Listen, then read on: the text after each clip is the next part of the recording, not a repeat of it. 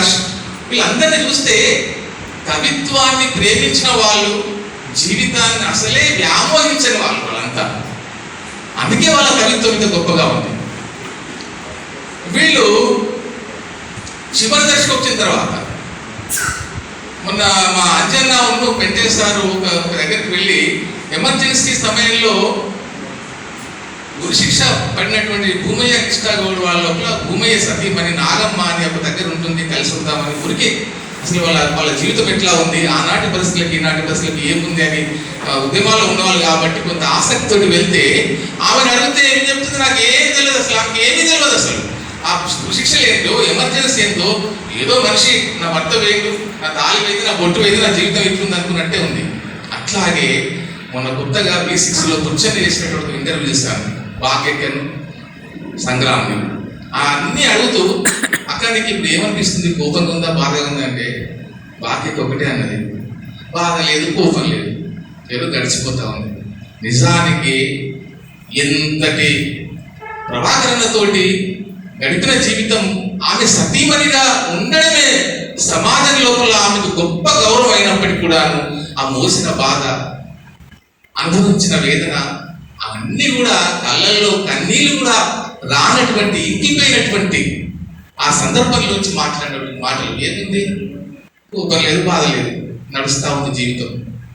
ఇట్లా ఎంతమంది ఎందరో త్యాగాలు చేస్తే, ఎంతమంది మనకు కొత్త బాటలు వేస్తే ఇవాళ ఈ వెలుగుల్లో మనం జీవిస్తున్నాం అన్నది ఇవాళ కలం పట్టిన ప్రతి కవి ఆలోచించాల్సిన అవసరం ఉంది మిత్రులారా.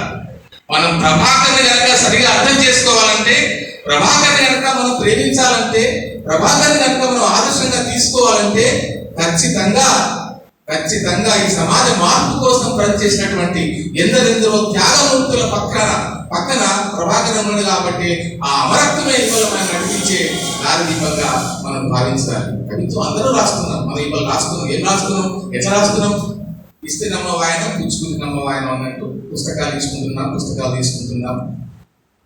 పొగుడుతలతో రాస్తే ముందు మాటలుంటే పొంగిపోతున్నాం, సత్కారాలు ఉంటే సంబరపడుతున్నాం, వంగిపోతున్నాం. కానీ ప్రభాకరణ కవిత్వం అది కాదు. గుండెలో చైతన్య దీపమై వెలిగించేది కవిత్వం ప్రభాకరణ కవిత్వం. గోడల మీద నినాదాలై మెరిసేది ప్రభాకరణ కవిత్వం. మనందరిలో చదివిన ప్రతిసారి నరనరాల లోపల రక్త కాసారాలను ఉప్పొంగేసేటువంటి గొప్పనైన కవిత్వం ప్రభాకరన్నది. ప్రజల నాలుకల మీద 10 కాలాలు పారాడే నిత్య చైతన్యం అనేది ప్రభాకరణ కవిత్వం.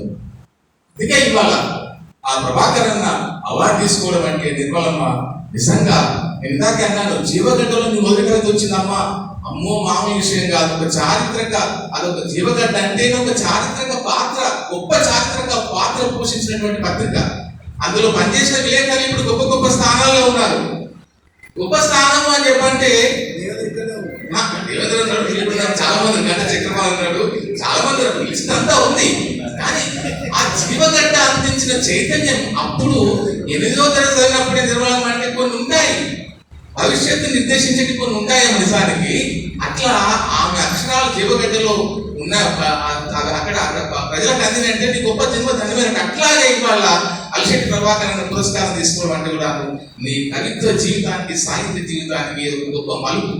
ఇప్పటి నుంచి అనుకుంటాను ఆమె ఆత్మ ప్రస్థానం, మొట్టమొదటిగా ఉన్న ప్రస్థానం ఎక్కడి నుంచి స్టార్ట్ అయిందని మనకు తెలుసు.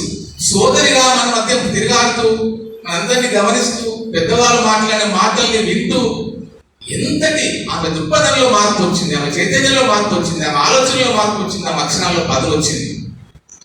కాబట్టి ఇప్పుడు ఈ అవార్డు తర్వాత మళ్ళీ ఒక కొత్త మలుపు నీ జీవితంలో వచ్చిందని భావిస్తున్నానమ్మా. ఎందుకంటే శెట్టి బతకడానికి ఆయనే బ్రతకలేని వాడు కాదు సార్. ఇందాక చెప్పినట్టుగా అన్ని ఉన్నా కూడా కొంత జీవితాన్ని దాన్ని డిజైన్ చేసుకోలేదు. అంటే జీవించడానికి, బ్రతకడానికి, జీవించడానికి ఉన్న తేడా బాగా తెలిసిన వాడు నిజానికి. కానీ జీవితాన్ని నిర్మించుకోవడంలో మెలకువలు లేనటువంటి అమాయకుడు ప్రభాకరన్, ఆ లౌక్యం లేని వాడు. మా నరాల వెంకటేశ్వర సార్ ఇక్కడ సార్ అత్యంత ఆత్మీయుడు సార్ కూడాను. ప్రభాకర్ సార్ మిగతా మిత్రులు కరీంనగర్ ఇల్లు అమ్ముతున్నప్పుడు మిత్రులందరూ అన్నారట, ఎందుకు అమ్ముతామని చెప్పండి అమాయకంగా అసలు ఆయన ఏది ఇస్తే అది ఎంతో ఇస్తే తీసుకున్న వాళ్ళు మన మిత్రులే. అంటే డబ్బు ముఖ్యం కాదు, ఆయనకి సంపద ముఖ్యం కాదు, జీవితం ముఖ్యం కాదు.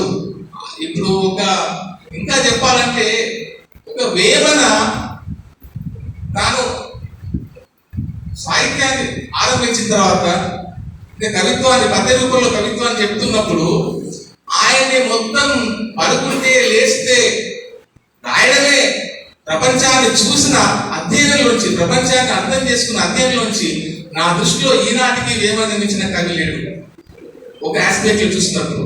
అట్లాగే ప్రభాకర్ అన్న కూడాను పడుకుంటే లేస్తే, మా బావ అక్కడ ఆయన దగ్గర పనిచేశాడు, ఆయన అసిస్టెంట్ పనిచేశాడు కెమెరా స్టూడియోలో.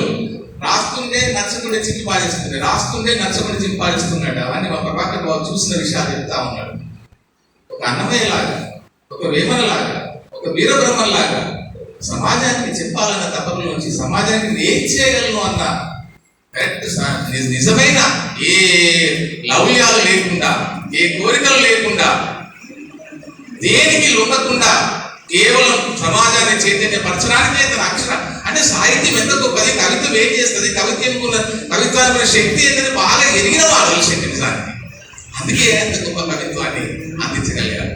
చాలా కవిత్వాలు మనం కోట్ చేసుకోవచ్చు, అందరం కూడా చాలా మాట్లాడుకోవచ్చు.